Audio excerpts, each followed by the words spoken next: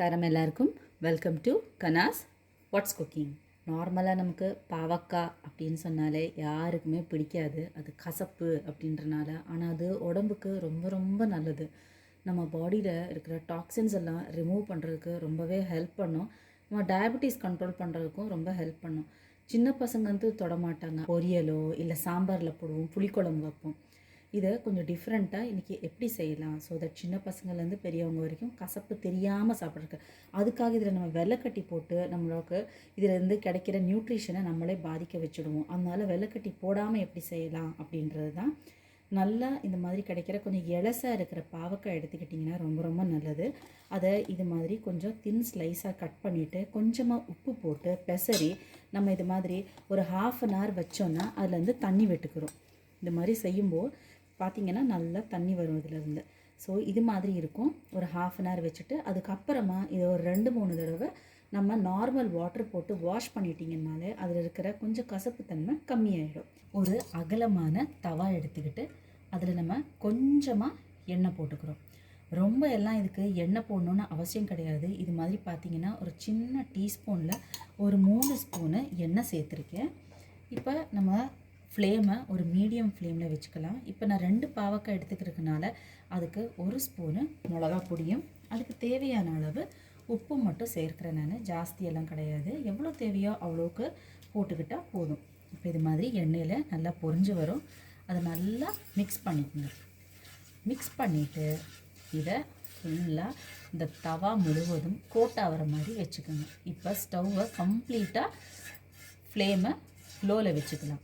ஏன்னா ரொம்ப நேரம் வச்சிட்டோம்னா இதில் இருக்கிற மிளகா பொடியாகட்டும் உப்பாகட்டும் கரிஞ்சு போயிடும். எண்ணெயும் நம்ம லிமிட்டாக தான் வச்சுக்கிறோம். ஒருவேளை இப்படி வேணான்னு நினச்சிங்கன்னா சும்மா பாவக்காவை இதில் போட்டு ரோஸ்ட் பண்ணி எடுத்துட்டு அதுக்கு அப்புறமா நம்ம வந்துட்டு அதுக்கு உப்பும் மிளகாயும் சேர்க்கலாம். இது மாதிரி இருக்கு இல்லையா, இந்த பாவக்காயெல்லாம் நம்ம இதில் அடுக்க போகிறோம்.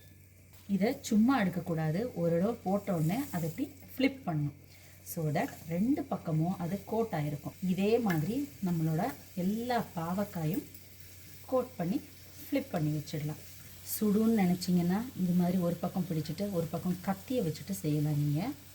இல்லாட்டா நமக்கு இதுவுமே சுடாது. ஆனால் ஜஸ்ட்டு ஒரு பக்கம் பிடிச்சி இன்னொரு பக்கம் கத்தியில் இந்த மாதிரி ஃப்ளிப் பண்ணால் உங்களுக்கு இன்னும் ஈஸியாக இருக்கும். ஏன்னா இதுக்கு நீங்கள் தோசை கரண்டி எல்லாம் வச்சிங்கன்னா அது கண்டிப்பாக நம்மளால் திருப்ப முடியாது. சில பேர் வந்துட்டு பாவக்காயை நல்லா எண்ணெயில் போட்டு வறுத்தா மட்டும்தான் அதோட கசப்பு போகும்னு சொல்லி சொல்லுவாங்க. அதெல்லாம் கண்டிப்பாக கிடையாது. ஃபுல் தவாவும் நம்ம வந்துட்டு இதை ஸ்ப்ரெட் பண்ணி வச்சுருக்கோம். ஏன்னா இது வந்துட்டு நல்லா சூடாகும் போது அப்படியே கண்டிப்பாக அது சுருங்கிடும். இது கம்ப்ளீட்டாக சிம்மில் தான் இருக்கும், ஓப்பனாக தான் வச்சு நம்ம இதை குக் பண்ணணும். அப்போ இது மாதிரி அது சுருங்கி வரும்போது அது இன்னும் சின்னதாகிடும். அப்போ 2 பக்கமும் ரோஸ்ட் ஆன மாதிரி ஆகிடும். இது மாதிரி ஒரு 10 நிமிஷம் இது சூடாகட்டும். இப்போ பார்த்தீங்கன்னா சுற்றி இருக்கிறதுக்கு மிளகா பொடி இருக்குது, நடுவில் மிளகா பொடி இல்லை. ஏன்னா அது நம்ம ஃபைனலாக அதை எப்படி நம்ம செய்ய போகிறோம் அப்படின்றதையும் காட்ட போகிறேன். அதனால தான் பாதிக்க மிளகா பொடி இல்லாமல் வச்சுருக்கேன் நான்.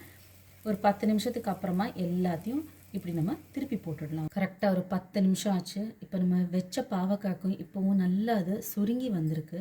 இந்த சமயத்தில் நம்ம எல்லாத்தையும் ஃப்ளிப் பண்ணணும். இப்போ பார்த்தீங்கன்னா இது நல்ல ஒரு பக்கம் ரோஸ்ட் ஆகி வந்திருக்கு.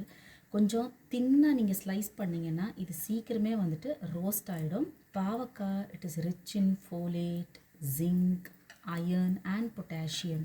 நம்ம கண்ணுக்கு பாவக்காய் ரொம்ப ரொம்ப நல்லது சொல்லுவாங்க இல்லையா, வைட்டமின் ஏ இருக்கிற ப்ராடக்ட்ஸ் எல்லாம் நம்ம எடுத்துக்கணும், ரொம்ப ரொம்ப நல்லதுன்னு. அது மாதிரி நம்ம பாவக்காயும் அட்லீஸ்ட் மந்த்லி ஒன்ஸ் ஆச்சு நம்ம எடுத்துக்கிட்டோன்னா ரொம்ப ரொம்ப நல்லது நமக்கு. இப்போ எல்லாத்தையும் திருப்பி போட்டுட்டு இது கம்ப்ளீட்டாக வந்துட்டு லோ ஃப்ளேமில் இருந்துச்சு.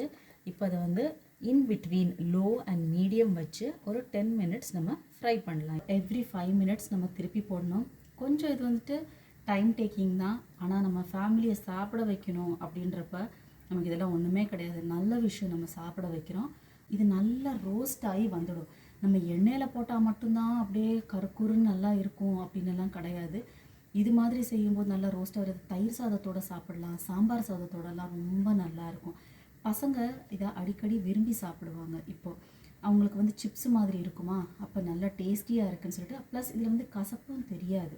முதல்ல பார்க்கும்போது இதெல்லாம் ஒயிட்டாக இருந்தது. இப்போ பார்த்தீங்கன்னா எல்லாமே நல்லா ஃப்ரை ஆகிடுச்சு. ஃப்ரையை நீங்கள் பாருங்கள், தொட்டாலே அப்படியே பொடிஞ்சு விழுந்துடும். அது இது மாதிரி நல்லா கிறிஸ்பாக வந்திருக்கு. ஸோ இது மாதிரி நல்லா மிக்ஸ் பண்ணிங்கன்னா அந்த ஒயிட்டாக இருக்கிறதும் அந்த மசாலையோடு சேர்ந்து வரும். உங்களோட பாவக்காய் ட்ரை ஃப்ரை எல்லோரும் கண்டிப்பாக ட்ரை பண்ணி பாருங்கள். உங்களோட கமெண்ட்ஸ் அதுதான் நமக்கு வந்துட்டு இன்னும் இம்ப்ரூவ் பண்ணிக்கிறதுக்கு ரொம்ப ரொம்ப ஹெல்ப் பண்ணும். உங்கள் ஃப்ரெண்ட்ஸ் அண்ட் ஃபேமிலியோட ஷேர் பண்ணுங்கள்.